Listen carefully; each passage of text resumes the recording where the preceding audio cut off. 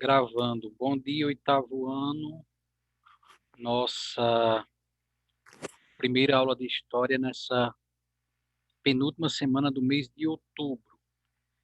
Dar as boas-vindas a vocês, ao Zeca, ao Gui, ao Theo, à Bia e ao Ronieri.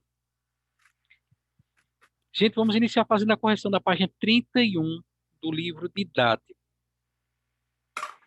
Nós teríamos ali um comentário nessa janelinha rósea da página 31, um comentário sobre o cenário político da época do Segundo Reinado. Quantos eram mesmo os partidos políticos da época do Segundo Reinado? Era dois, que era o que queria o poder centralizado na capital e outro que queria o poder que o Dom Pedro I voltasse ao poder. Isso, restaurador E moderado, se eu não me engano. é liberal, É, liberal. que antes seria o restaurador, poderia ser entendido agora no Segundo Reinado como conservador. Esses dois partidos você tem na página anterior, página 30. Então, conservador, que era um antigo partido regressista da época da regência, grandes proprietários do norte e do nordeste, grandes comerciantes, funcionários do alto escalão do governo, favoráveis, como Guilherme disse, à centralização. Dentre esse grupo aqui, tem alguns até que sentiam saudades. Mas aí, no caso, esse grupo anteriormente na regência queria, alguns deles queriam a volta de Dom Pedro I. Nesse contexto aqui, o filho dele já está reinando, Dom Pedro II. Então, aqueles que queriam a volta de Dom Pedro I já veem o seu filho, seu herdeiro, substituindo o pai. E o Partido Liberal, como o próprio nome diz, queria, ao contrário do conservar, queria liberar as coisas, ou seja, mais liberdade. Era um antigo partido progressista na época da regência, formado também por grandes proprietários, mais ali ao sul do país, membros da classe média favoráveis, ao contrário dos que queriam conservar, o Partido Liberal era favorável à descentralização, ou seja, mais liberdade e autonomia para as diversas regiões e províncias do Brasil. E aí, sobre esses dois grupos, liberal e conservador, você tem essa janelinha rosa da página 31, que é um comentário sobre esses dois grupos. Ele diz assim, ó, primeiro, nessa página 31, só relembrando, porque a gente teve uma semana sem aula, né? Por conta dos feriados do Dia da Criança e do Dia do Professor. O que foi que a gente terminou vendo na página 31, antes de respondê-la? Que, ao Dom Pedro II compor o seu primeiro gabinete, o seu primeiro ministério para iniciar seu governo, causou ali uma rixa, porque esses dois grupos disputavam atenção e disputavam também cargos no governo. Como Dom Pedro II compõe o seu governo com a maioria dos conservadores, os liberais ficam com raivinha e vão fazer baguncinha, né? Então aí você tem, por exemplo, no ano de 42, uma revolta feita pelos liberais nas províncias de São Paulo e Minas Gerais. Então, esses grupos disputavam entre si a atenção e os cargos no império. Mas o que na verdade será que esses grupos queriam? Aí é onde entra em cena o fragmento róseo na página 31. Diz assim que os liberais foram derrotados pelas forças do Barão de Caxias. Aquela revolta que diz no parágrafo acima, o Barão de Caxias conseguiu acalmar. Os revolucionários foram apresentados como revoltosos. Carregariam pelos tempos afora, como uma ferida, um estigma, uma cicatriz, o apelido de Luzias. Então, os liberais eram apelidados de Luzias. Lembrança do local onde sofreram sua mais contundente derrota militar. Agora veja o que vai dizer. Eles tinham a tendência a implementar, colocar em prática, quando no governo, vírgula, as ideias e as propostas dos conservadores. Acredito que tenha dado aí para todo mundo entender, apesar de estarem com os microfones desligados, mas o que está dizendo? Os liberais fizeram revolta, foram derrotados. Mas quando acontecia deles estarem no governo, o que é que eles implementavam, o que é que eles colocavam em prática? As ideias e propostas dos seus rivais conservadores. Também de revoltas com diferenças. Quando tinha revoltas que afetariam os dois, eles se juntavam. Quase isso. Olha o que é que diz o ditado. Nada tão parecido com um Saquarema, que era o apelido dado aos conservadores, nada tão parecido com eles, com os conservadores, como um Luzia, um liberal no poder. Traduzindo, apesar de serem grupos opostos, um queria conservar, outro queria liberar, mas quando estavam no poder, praticavam a mesma coisa, não reclamavam, não exigiam mudanças. Ou seja, na verdade, eles estavam mais interessados em obterem cargos, prestígios, lugares de destaque, do que brigar mesmo por melhoria na vida da população. Então, Ah, era então ele só queria poder. E o é, resto que se dane. trazendo, né, nós estamos aí no contexto de eleições municipais. Então, geralmente, dois grupos lá, como ela em Canhotinho, Theo, o amarelo e o vermelho, o azul, o grupo do azul, o grupo do amarelo, o grupo do vermelho. Então, digamos, dois grupos aí é, concorrentes que disputam entre si. Mas aí, quando um chega no poder, termina agindo da mesma maneira do outro. Por isso, nada tão parecido com aquele rival é esse opositor no poder. Porque chega no poder, vai continuar as mesmas práticas do seu adversário. Eram dois grupos adversários, Saquarema e Luzia. Saquarema conservador, Luzia liberais, mas quando estavam no poder eram muito parecidos no modo de agir, porque só pensavam em si e não queriam verdadeiras mudanças para a população. Então vem a pergunta: havia diferenças entre os interesses políticos dos dois grupos? Sim ou não? Gente, cadê vocês? Cochilaram, foi? É, tá com isso aqui, Gabriel começou a fazer barulho aqui do nada. Aí, Liga o microfone aí, Bia, Rony, Zeca. Havia diferença nesses dois grupos? não, só tinha rivalidade, mas só queria o poder. Valeu, Gui. Tá faltando aí é, o Anderson para ajudar também na aula, né? Porque o pessoal só conecta e deixa o professor falando só. Só que não for o Guilherme aqui, eu fico sozinho falando pro computador. Então não havia diferença, gente. Não havia diferença. Eles apenas disputavam poder, mas uma vez no poder, quando estavam no governo, como diz a quarta linha, repetiam as mesmas ações dos seus rivais. Dito isto, nós podemos dar continuidade, feita a correção, na página 32. Deixa eu projetar aqui a tela. O parlamentarismo. E a gravação. Eu não vou pedir para o pessoal ler, porque só o Guilherme está me ajudando. O restante aí está me deixando de graça. Então eu mesmo vou ler. No ano de 47, portanto, se o Dom Pedro II ele assume no ano de 40, né? É isso, né?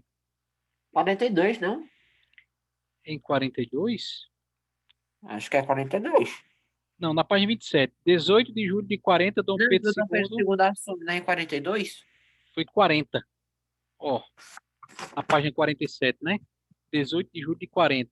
Aos 14 anos foi coroado. Então, 47, na página 32, já faziam aí 14 com 7, 21 anos, né? Ele já estava com a idade de 21 anos, ele vai instalar ou instaurar no Brasil o parlamentarismo. Acredito que vocês já devam ter ouvido falar dessa forma de governo. Caso estejam esquecidos, essa janelinha verde aí ao lado explica para a gente o que é um pouquinho essa forma de governo chamada parlamentarismo. Você tem o chefe do executivo, que no caso da monarquia, como era o Brasil à época, era o imperador, mas esse parlamentarismo que funciona até hoje na Inglaterra, você tem a rainha, Elizabeth II, e você tem o primeiro-ministro, o Boris Johnson, aquele galegão lá do cabelo assanhado. Mas o parlamentarismo ele pode funcionar também em países que são democracia, em países que são república. Ou seja, que ao invés de um monarca, ao invés de um rei, você tem no poder executivo um presidente. Pode existir, pode acontecer de se ter o presidente e também o primeiro-ministro. Na história do Brasil, isso já aconteceu um curto período de tempo ali antes do regime militar, do governo do João Goulart, mas isso é assunto do próximo ano só. Só para vocês entenderem que no parlamentarismo, além daquele que governa o país, seja ele o presidente ou o rei, existe também um primeiro-ministro. É um modelo que funciona na Inglaterra e que quis ser copiado para ser implantado aqui no Brasil. No entanto, diz o próximo parágrafo que no caso aqui do Brasil, esse parlamentarismo ele funcionou de maneira contrária, o que lhe deu o título de parlamentarismo às avessas, ou seja, de, da, de trás para frente, né? O contrário. Porque nos países em que o parlamentarismo funciona, como é que ele deve funcionar? Os próprios ministros, os próprios deputados elegem o O professor, primeiro-ministro. vou montar aqui, beleza? Que tá começando o carro de som. Tá bom. Num país em que funciona o parlamentarismo, como é que ele deve funcionar? Os deputados ou os ministros escolhem entre eles, entre os ministros ou entre os deputados, eles escolhem aquele que será o representante, o primeiro-ministro. No caso do Brasil, quem escolhia, quem nomeava, era o próprio imperador Dom Pedro II. Então não era o gabinete, não era os deputados, não eram os ministros que escolhiam o primeiro-ministro. Era o próprio imperador que escolhia o primeiro-ministro e junto com o primeiro-ministro era que os dois iriam compor as eleições, geralmente favorecendo aos interesses do imperador Dom Pedro II. Por isso, como esse parlamentarismo no Brasil funcionava de cima para baixo, ou seja, era o imperador que escolhia o primeiro-ministro e não a base dos deputados dos ministros, foi chamado aí de parlamentarismo às avessas. Espero que tenha ficado claro que era esse parlamentarismo às avessas que só funcionava no Brasil, porque ele costuma muito cair questões a respeito disso nas provas que vocês fazem aí na vida, do IEF, da aplicação e tudo mais. E aí ele pergunta nessa sessão cotidiano, a gente fazer uma pesquisazinha qual seria os países que ainda funcionam com parlamentarismo, a gente citou a Inglaterra, qual seria a diferença entre parlamentarismo e presidencialismo. O professor, no caso, a Coreia do Sul seria, acho que não, né? Não, Que tem o Kim Jong-un, se não me engano, no poder. seria do Norte, não. Kim Jong-un, Coreia do Norte, Não sei se nada do norte é nada do sul, na Coreia é alguma coisa. na do Norte tem o Kim Jong-un, que é o ditador, né? Que está no poder Ah, sem então ainda eleições. tá com a ditadura, não tá mais como é no resto do mundo hoje. É. Agora veja, aqui é diferente do que seria uma ditadura, né? Que se a gente olhar assim, se fôssemos comparar, colocar uma ao lado da outra, as diferenças seriam poucas. Por quê? Se o imperador, como também na Coreia do Norte, ele tem ali um cargo até, não sei se eles o veem como rei, como semideus, mas se, no caso aqui do Brasil, o imperador, na época, ele detinha todos os poderes, inclusive um quarto poder, além, acima dos outros três que deveriam existir, não deixa de ser uma centralização, não deixa de ser uma atitude totalitária, né?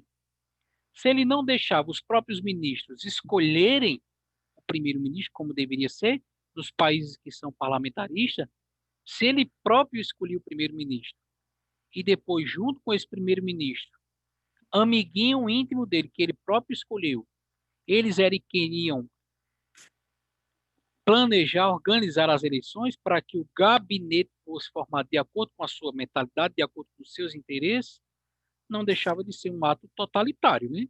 Se ele estava se intrometendo, abusando do poder, interferindo, impedindo que as coisas funcionassem como deveriam funcionar, não deixa de ser uma atitude centralizadora, totalitária. Agora analise essa charge aí da época, né? Foi publicada, divulgada no jornal da época. O que que nós temos nessa charge? Eu tinha visto antes como se fosse o cara, como se fosse uma corrida aí entre o Partido Liberal e a democracia. Vejam que se trata de uma alusão a um brinquedo, né? Que gira e os cavalinhos ali de madeira, como um carrossel. Agora, essa figura do centro aí, vocês veem que ela não tem pé, né? Então, ela está representando o brinquedo. Ela usa o que na cabeça, essa figura? Uma Uma coroa. coroa. O Quem rei. seria ele, Beatriz, e os demais? Seria o O rei. rei. Que rei? Não, eu acho que seria o. É um rei, tá de coroa. Agora, quem é esse rei? Hum, A legenda da imagem ao lado pode ajudar, gente. Aí tá. Dom Pedro II. É o Dom Pedro II. Ele já está aí não está mais com aquela aparência bonita de jovem que está na página 31, mas ele já está apresentado aí na idade adulta já. Então é o Dom Pedro II.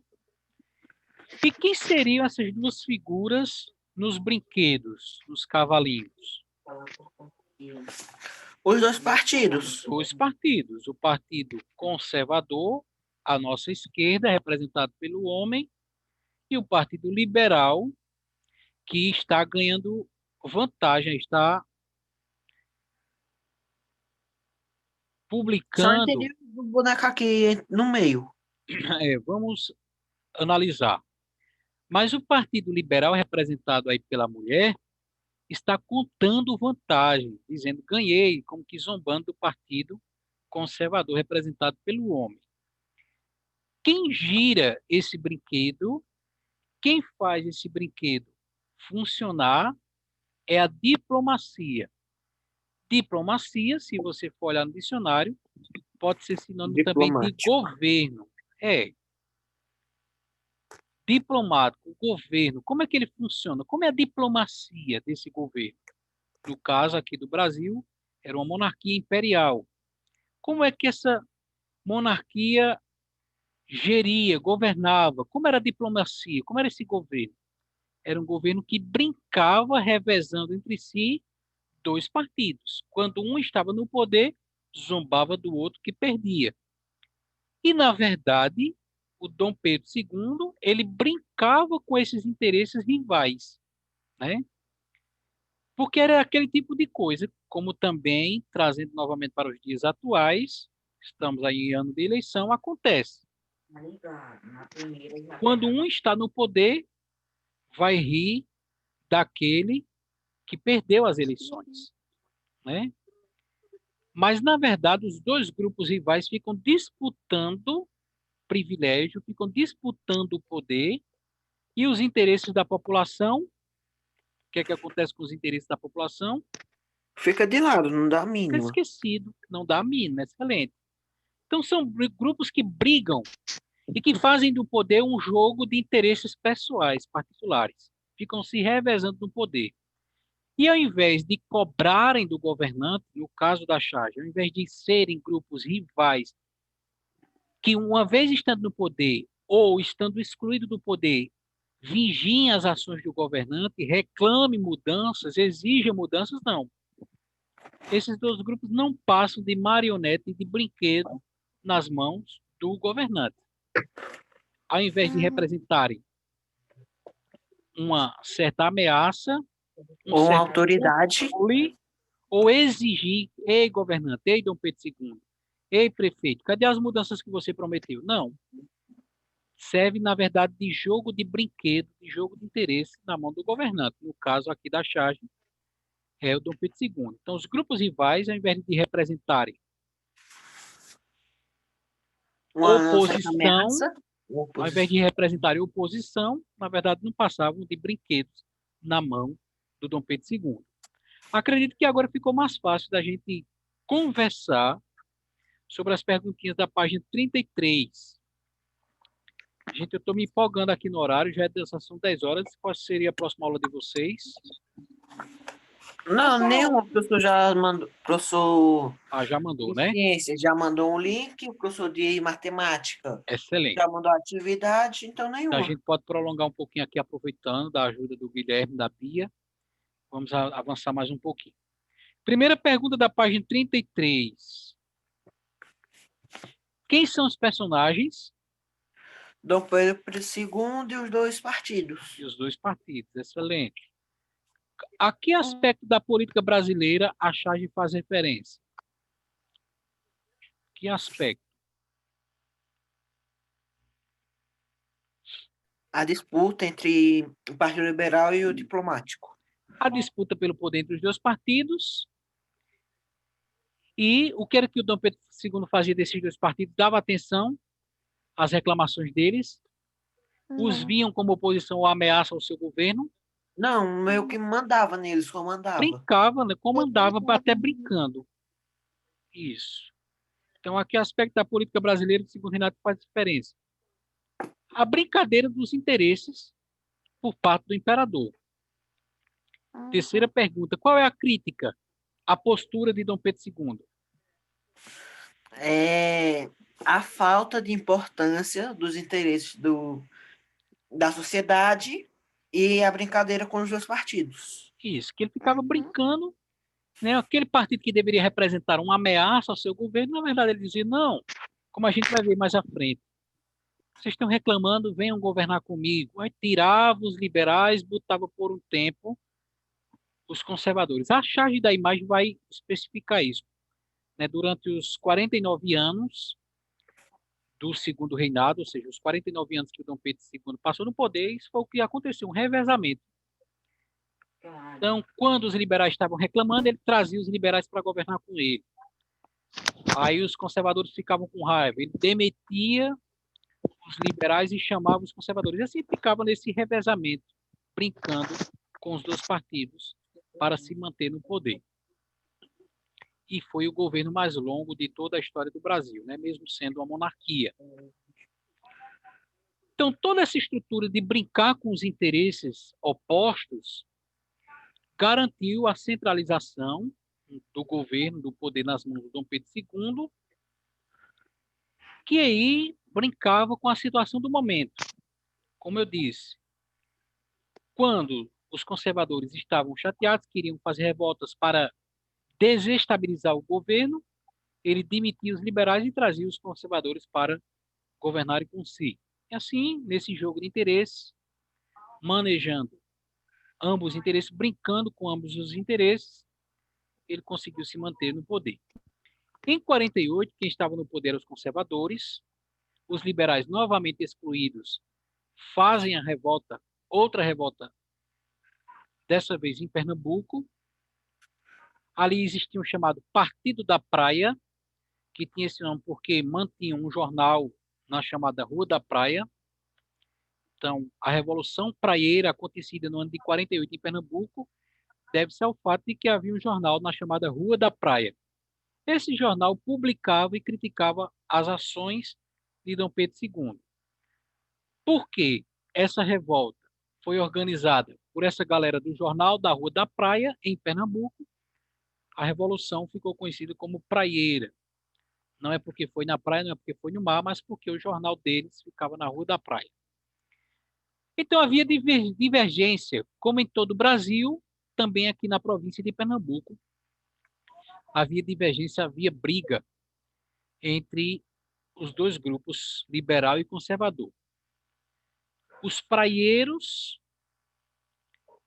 da classe média intelectuais tinham um posicionamento mais radical, mais liberal. E já a galera conservadora aqui em Pernambuco, chamada de gabirus, tinha uma posição mais moderada, mais conservadora. Você vê uma pintura aí do Friedrich Hagedorn sobre uma paisagem aí de Pernambuco, um cenário aéreo. Então, os praieiros, que eram mais liberais, eles fazem aqui uma série de manifestações em Pernambuco. Com essas manifestações, o presidente provincial de Pernambuco, que hoje seria o governador, Antônio Pinto Chichorro da Gama, ele vai ser substituído, né? Como ele não consegue controlar a situação política aqui em Pernambuco, o Dom Pedro II resolve substituí-lo pelo Vicente Pires da Mota, que era ligado ao grupo dos conservadores, chamados aqui em Pernambuco de Gabirus. Quando há essa troca, os liberais começam aí a iniciar uma crise interna aqui em Pernambuco, levando aí o Dom Pedro II a substituir todos os liberais no poder por conservadores. Os liberais excluídos vão pegar em armas, né, diz a penúltima linha aí, vai iniciar desencadear uma luta armada que vai contar com o apoio da população mais pobre de Pernambuco. No entanto, a briga não só foi de tapa, de arma, de tiro. Ela teve também um caráter socialista, ou seja, a galera não foi somente brigar por política. Os liberais não saíram às ruas brigando somente porque estavam excluídos do governo de Pernambuco. Nessa época, lá na Europa, ali na Alemanha, já haviam sido disseminadas as ideias do famoso socialista Karl Marx. Então, de certa maneira, essas ideias também foram propagadas, disseminadas, espalhadas aqui no Brasil. E que brigavam por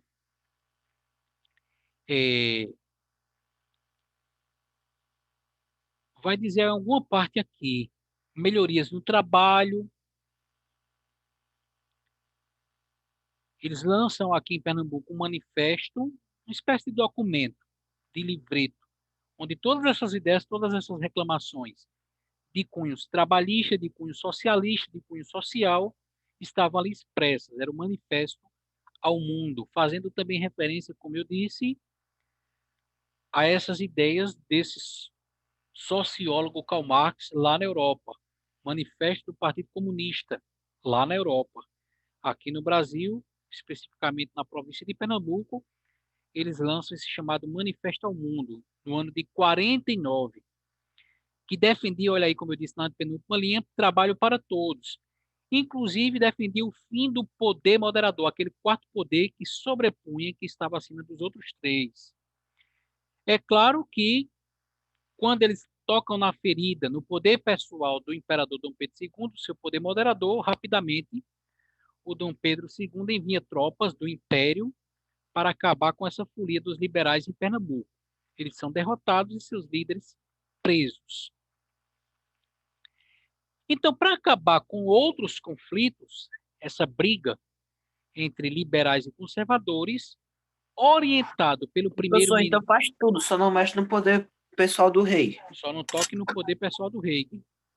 E aí, nessa época, o primeiro-ministro era o Marquês do Paraná, e ele vai sugerir que, para não haver mais briga entre liberais e conservadores, o que é que Dom Pedro II faça? Ele forme um governo, um gabinete, um ministério misturado, com membros dos dois grupos, né? Já que os dois grupos, quando são excluídos, brigam com quem está no poder, então, se os conservadores ficam de fora, brigam porque os liberais estão governando. Se, para acalmar os ânimos, Então, a solução seria um poder misto. seria um gabinete, um ministério misturado, muito bem. Embora, fazendo isso que Guilherme disse, as desavenças não tenham sido completamente eliminadas, né? Mas, pelo menos, evitou outros conflitos armados de grandes proporções entre os dois grupos, entre as duas facções. A economia. Como era essa economia da época? Você sabe que o principal produto, primeiro produto que os portugueses exploraram no Brasil, o pau-brasil. O pau-brasil, Depois o ouro, aliás, antes do ouro, a cana-de-açúcar, depois da cana-de-açúcar, o ouro, café. e depois Não, agora depois o café.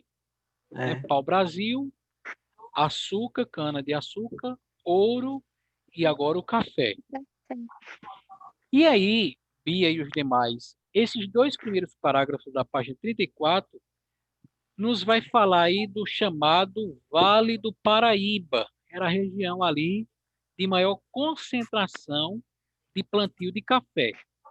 Essa região, a gente não vai ali para ganhar tempo, porque já estamos nos últimos 4 minutos, ela tinha uma divisão.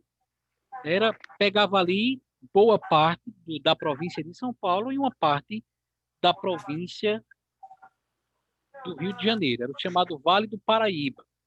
E ela tinha uma divisão, o chamado. Prestem bem atenção, porque vocês vão precisar para responder a página 35. Existia o Vale do Paraíba, era uma região de plantação de café, e dentro, ou próximo, havia também o chamado Oeste Paulista. Havia diferença entre o Vale do Paraíba e o Oeste Paulista. O Vale do Paraíba é mais a leste, mais à sua direita, se você olhar no mapa, e o Oeste Paulista estava, como o próprio nome já diz, mais à sua esquerda, mais a oeste. Qual era a diferença entre essas duas regiões de plantação de café? A do Vale, mais a leste, tinha uma maior presença de trabalho escravo e técnicas de trabalho mais rudimentares, mais atrasadas, que ocasionavam aí a perda da fertilidade do solo. Mas à sua esquerda, o Oeste Paulista, você tinha presença de escravos, sim, mas a maioria era imigrante, gente que veio trabalhar de outros países, sobretudo italianos e alemães. Além disso, essas fazendas de café do Oeste, elas eram mais desenvolvidas, com mais técnicas aprimoradas de trabalho. É o que vai dizer o segundo parágrafo da página 34. Essa galera do Oeste Paulista, enriquecendo cada vez mais com o cultivo e a venda do café, eles vão investir em indústria, em infraestrutura, em ferrovias, para que esse café possa chegar de trem aos portos e assim ser vendido, ser exportado. Aproveitando dessa industrialização, diz a página 35, na segunda linha, que o Dom Pedro II não perde tempo e vai criar um novo imposto, a chamada tarifa Alves Branco, sobre produtos estrangeiros. Então, por volta dos anos 1800, a economia brasileira vai passar por um surto de industrialização. Prestem bem atenção, gente. Boa parte dessas indústrias, dessas máquinas, dessas ferrovias, trens, muito disso parte do investimento privado, ou seja, gente rica que enriquece com café e que investe na instalação de indústria aqui no Brasil. Então, nessa industrialização que ocorre, que é mencionada aí no segundo parágrafo da página 35, o governo de Dom Pedro II, o segundo reinado, ele vai ter um papel secundário. Preste bem atenção nisso, porque também isso é questões que são pedidas nas provas que vocês fazem aí na vida. A industrialização ocorrida no segundo reinado, Dom Pedro II ele vai ter um papel secundário. As principais iniciativas de industrialização e de investimento na indústria durante o segundo reinado, ela vai partir de iniciativas privadas, de investimentos pessoais de ricos fazendeiros.